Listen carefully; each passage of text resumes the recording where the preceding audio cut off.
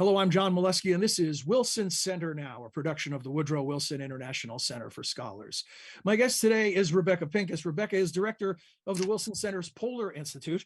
Dr. Pincus joins the Institute from the U.S. Naval War College, where she was an assistant professor in the Center for Naval Warfare Studies. She's also worked on polar issues in the Office of the Secretary of Defense as Arctic and Climate Strategy Advisor, and worked on polar strategy and policy issues for the U.S. Coast Guard.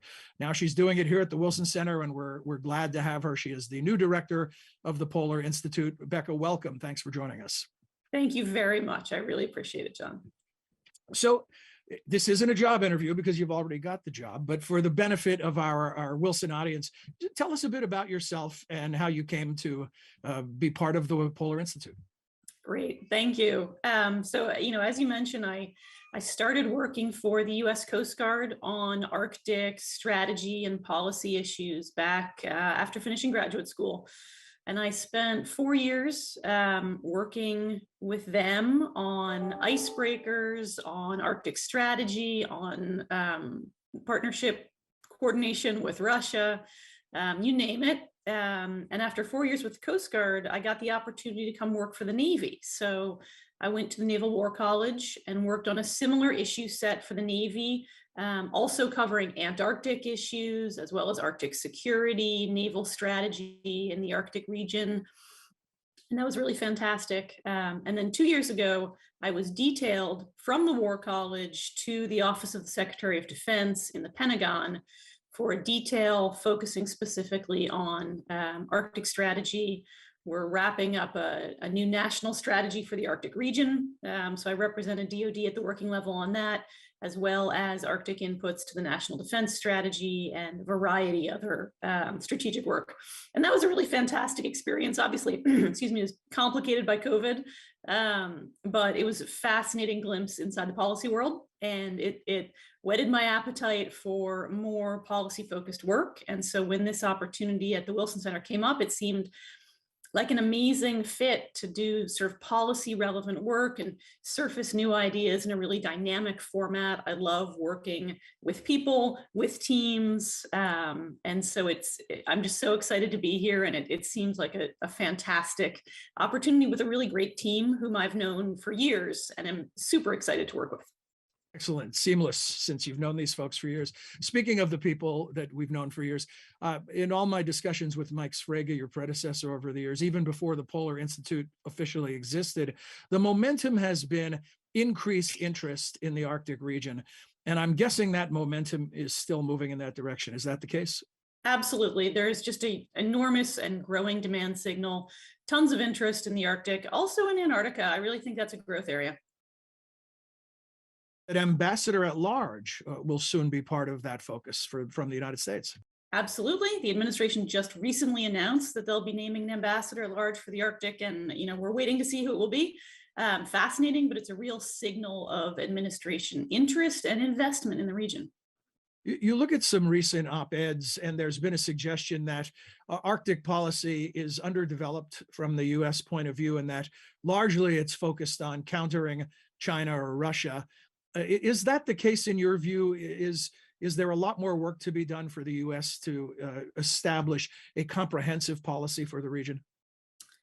I think there's a lot of different ways of interpreting the data set. I would note that the U.S. has had the largest polar science program ever, globally for many years. And we remain a powerhouse of Arctic science, of polar science, both poles. I would note that we have had a robust Arctic strategy, dating back 2 decades, sustained presence and interest in the region. And, furthermore, when we think about sort of the way U.S. strategy and policy is developed, we start with our top policy priorities. And these days, that is competition with our peer competitors, with China and with Russia. And so that's kind of our starting point. Those are the most policy relevant subjects. And then we sort of flow down from there and think about how the Arctic region nests inside of that overarching strategic frame. And it's certainly very, very important. And it's a growing piece of competition, of great power competition. And I think we've seen really strong bipartisan interest in this. The last administration showed a great deal of interest in the Arctic region. The current administration is doing so. There's strong bipartisan consensus about the threat and the priority of competition with China. And so I think those are really great signals that, all of the levers of government are sort of aligned on these challenges, and that the Arctic region is certainly a piece of that. However, it's also pretty clear when you think about that frame that the Indo-Pacific is the top priority. And right now we see Europe as a second top priority. And so the Arctic is not, and shouldn't be, the top priority for the United States. We have our major competitors in these different theaters, but the Arctic is adjacent to both of them. And so that creates sort of the third nuance that I want to bring in, which is that when we talk about the Arctic, it's really hard to talk about it as a monolith, because on one side, we're talking about Europe and, the adjunct to sort of competition with Russia, what's going on right now in Northern Europe, NATO, the North Atlantic, the GI-UK gap. But then we're also talking about Alaska. We're talking about homeland defense. We're talking about a North American perspective, NORAD, NORTHCOM. And then sort of in the Bering Sea, when we get off of Alaska, we're talking about an Indo-Pacific perspective and vectors of attack from Asia. And so that means that we have to be really specific when we talk about challenges in the Arctic, and we have to take that sort of 360-degree approach that recognizes that we're talking about three different combatant commands, three different sort of threat assessments and posture responses. And I think we're seeing advancement across all three of those, but I don't think it's as simple as saying, we need more or less. It's sort of very nuanced, and I think there's great attention being paid to those nuances now, and that's a really fantastic development. What's the status of Russia's so-called militarization of the Arctic? So for the last few years, broad coverage to Russian military buildup along its northern coast in the Arctic. That part of that is rebuilding installations that had fallen into disrepair after the Cold War. So, throughout the 90s and the early 2000s, Russia had not invested pretty much any resources in maintaining outposts. And so those are being rebuilt. In addition, Russia is building some new installations, some new airfields, some new bases, bringing in some new capabilities. Most analysis agrees that these are largely defensive in nature. They're intended to protect Russia's core national interests, which are mostly major resource deposits in the Arctic. Obviously, they could be used for a variety of purposes. An airfield is an airfield is an airfield. So we can't say that they are purely defensive in nature, but when we look at what Russians are saying and their strategic documents and their sort of orientation, it's primarily defensive. That obviously makes their neighbors very uncomfortable because we know that Russia violates international law and national sovereignty in places around the world, including in Ukraine right now, most notably. So it is problematic. In the last, since February, obviously Russian attention has shifted towards Ukraine, and they've had an enormous drawdown of resources. Some of that has certainly impacted their Arctic capabilities and capacities. But mostly on sort of the lower end of the spectrum, right? And one of the interesting things about the Russian Arctic is that's also where there's a large concentration of Russian strategic capabilities. And those have not been affected by the war, right? It's a land war. Higher end capabilities haven't been, fortunately, part of that conflict. And so we still need to be very cognizant of the fact that Russia remains extremely formidable in the Arctic from a military perspective, and it's particularly at the higher end. As we see their sort of conventional capabilities drawn down, I think we should be worried about the risk of higher end capabilities being used for signaling purposes, or even potentially being brought in. So it's a very interesting and dynamic area to watch. And I think it's, I would caution against sort of simple assessments that Russian military force has been neutralized by the war, because certain components have been affected, but there's other components that remain really extremely formidable. What has been the impact on cooperation? One of those 7 Cs in the construction that the Institute has put together. Because for a long time, even when there were tensions among nations elsewhere, there was a claim within the Arctic that this was the exception to that rule. Has the invasion of Ukraine changed that calculus? It has. And, we saw that starting in 2015 with Crimea. That put a significant dent into Arctic exceptionalism, and Arctic cooperation with Russia. And, while the cooperation was able to rebound after 2015, this further invasion of Ukraine, absolutely devastating and bloody war, Arctic cooperation with Russia is over. The Arctic Council paused its meetings and its work following the invasion. They've recently restarted projects through the Arctic Council that don't involve Russia. And it remains to be seen what the future is for Arctic cooperation. I'll note that Polar Institute fellow Evan Bloom recently put out a very interesting thought piece assessing what he thinks the future might hold for the Arctic Council. A lot of commentators are sort of trying to prognosticate the future.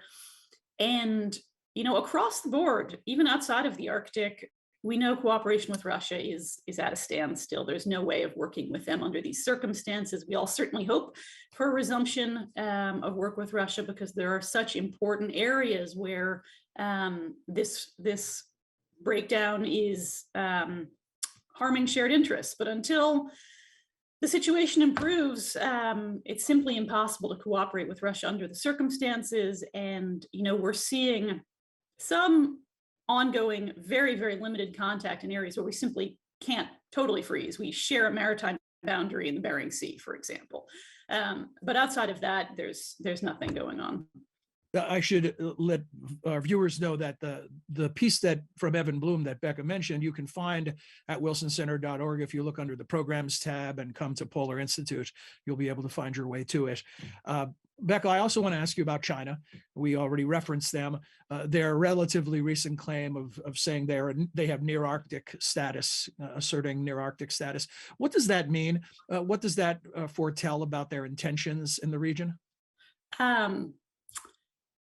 So the term near Arctic status, near Arctic state, it has no meaning. I try to sort of push back against the usage of that term, because I think we're sort of carrying Chinese water for them by using it. It's a meaningless term. The more we repeat it, the more we lend it some type of meaning and value that it does not have.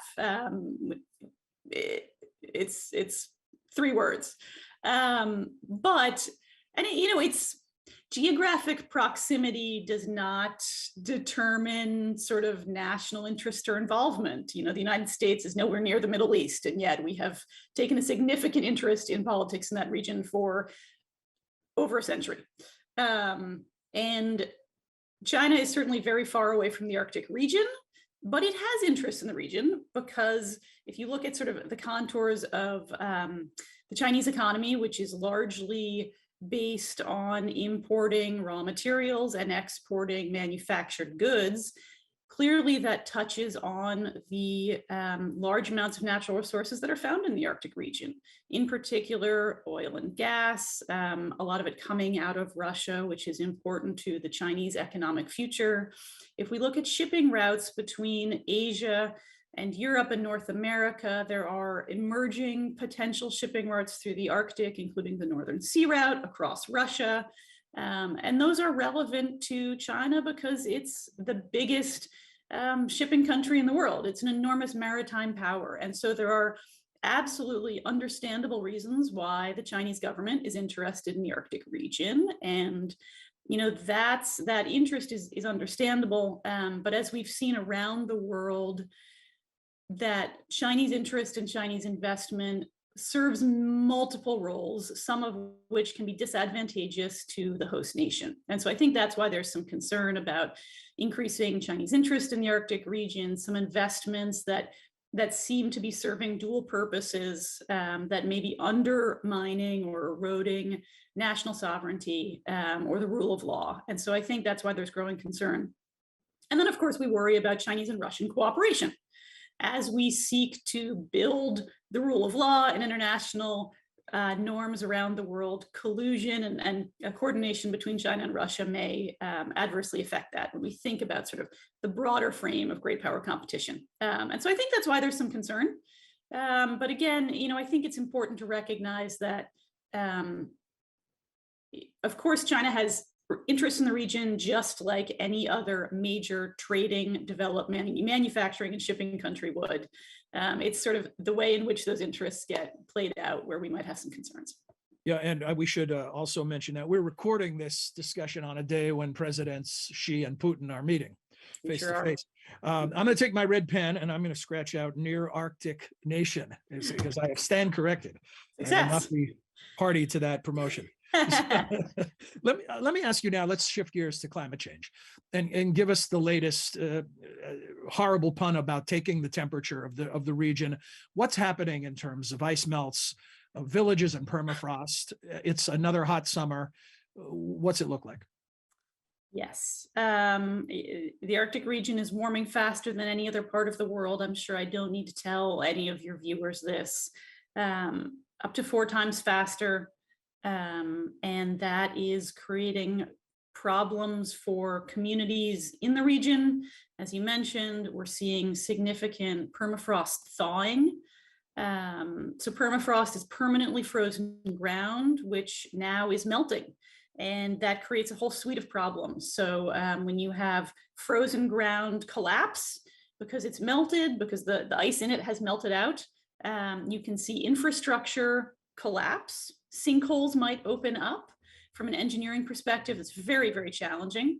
You can also see second order effects. And so, for example, there was a tsunami in Greenland about 4 years ago, and that tsunami was linked to climate change because the village that was wiped out by the tsunami, it took place in a fjord, a narrow inlet of water. Permafrost collapse had triggered a landslide. The landslide in the fjord triggered a tsunami. The tsunami wiped out a village. And that's, it's remarkable to think about the sort of way in which climate change can ripple through a system and create so many heartaches, hardship, expenses, loss of life. In addition to sort of the structural challenges and land collapse and subsidence, we're seeing significant coastal erosion. Parts of northern Alaska are losing, a football field a year because sea ice used to protect the shore from storms that would erode away the coastline, and the permafrost used to be harder to erode. And so the combination of warming temperatures in the Arctic, the receding of sea ice, stronger storms fueled by a warmer atmosphere that can hold more moisture, are all combining to create a significant coastal erosion problem that threatens villages. It threatens, Department of Defense installations, all the built infrastructure. Receding sea ice causes problems for hunters who hunt on sea ice, who now have to travel much farther distances, miles, to get to ice platforms for hunting offshore. It's very hazardous. There are new maritime hazards coming in. We've seen a lot of ecosystem problems, significant losses of seabird species. There's some major questions about some of the marine mammals associated with the Arctic. We've seen an unprecedented melt year on the Greenland ice sheet, and that makes us think about global sea level rise. I might want to stop there because the litany of climate woes is familiar and tragic. And, I think one of the reasons I'm happy to see increased geopolitical interest in the region is that it can help us talk more about all these climate challenges and the very real costs to governments, to human communities, and to ecosystems, because the indicators are just stark. All the alarm bells are ringing, and time is growing short. We're past stopping certain things and we're now into adaptation. Absolutely.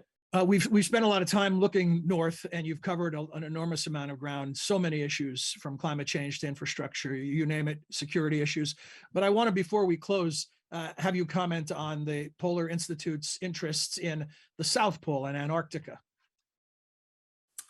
Sure. Antarctica is a fascinating policy subject. It's really interesting. There's a lot of misinformation out there.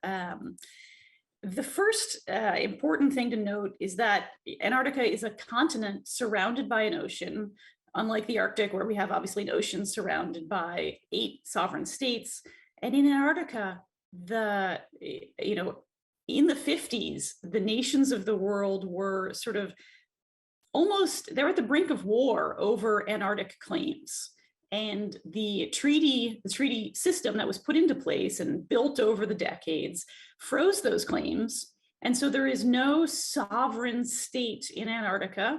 It's a continent reserved for peace and scientific exploration, environmental protection, which is remarkable. It is a truly remarkable place in the world when you think about it. Where else would you have an entire continent demilitarized, no sovereignty, set aside for the good of all mankind? It's wonderful, and it's truly a remarkable reflection of what diplomacy can achieve.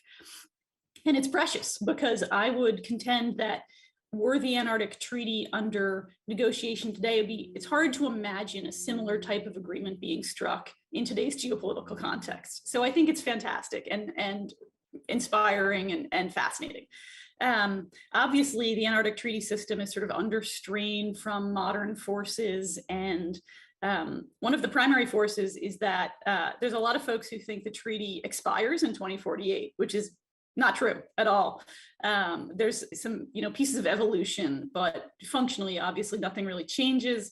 And so I think one of the important roles for the Polar Institute is to combat the information gaps that exist about Antarctica, to educate, the policymakers, the community of interest, the public about the special nature of Antarctica, the delicate nature of geopolitics there, the fantastic science that goes on, the international cooperation that goes on, and really US leadership in Antarctica, which is tremendous. And we've been, a leading Antarctic power, a leading supporter, a leading funder of science, a leading driver of cooperation, and all of that is really tremendously important. And when we think about sort of, again, the global context of great power competition, of the project to sort of maintain US leadership and the community of like-minded nations around the world, I think Antarctica is a real jewel in that crown. And there's a great story to be told that deserves a wider audience. And I'm really excited about doing that. Again, there's an amazing team of folks at the Polar Institute, and I have to call out Evan Bloom, who spent decades working on Antarctica, leading diplomacy at the State Department, and is just, an outstanding leader in that field. And I'm really excited to work with him, as well as Mike Sfraga and the other Polar Institute teammates who are so experienced and have such a depth of knowledge. But I think Antarctica is an area where I'd really like to see more of our work, because it's, I think, growing in importance, growing in interest. And again, I think we have a lot of work to do to advance public understanding. Well, the Wilson Center is lucky to have you leading those efforts, Rebecca Pincus. Thank you for joining us today. Your knowledge of the issues and your passion for it is invigorating. It's really exciting to hear you talk about it. Welcome aboard. I'll end where I began and welcome you to the Wilson Center and to the Polar Institute. Thanks so much. And thanks for joining us today. We hope that our viewers also enjoyed this discussion and that they'll choose to join us again soon. Until then, for all of us at the Wilson Center, I'm John Molesky. Thanks for being here.